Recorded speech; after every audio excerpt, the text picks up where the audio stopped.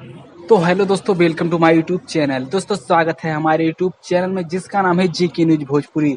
तो दोस्तों आप लोग के बीच में एक और न्यू गाने का अपडेट लेकर आ चुका हूं, जो कि दोस्तों हमारी स्क्रीन पर देख सकते हैं, जो कि दोस्तों अरविंद अकेला कल्लू जी का है। जी हाँ दोस्तों, अरविंद अकेला कल्लू जी का न्यू सॉन्ग आ चुका है, जो कि दोस्तों टाइटल है नगीना जी। दोस्तों गाने का नाम है नगीना जी, जो कि दोस्तों बहुत ही सुपर डुपर हिट होने वाला है सॉन्ग।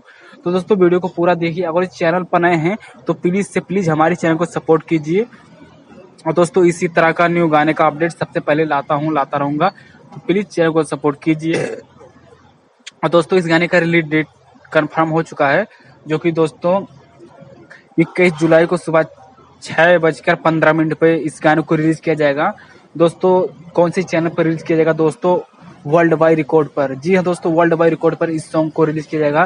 दोस्तों अपडेट कैसा लगा प्लीज हमारे कमेंट में कमेंट कर दीजिए। चैनल पर प्लीज सब्सक्राइब कर दीजिए।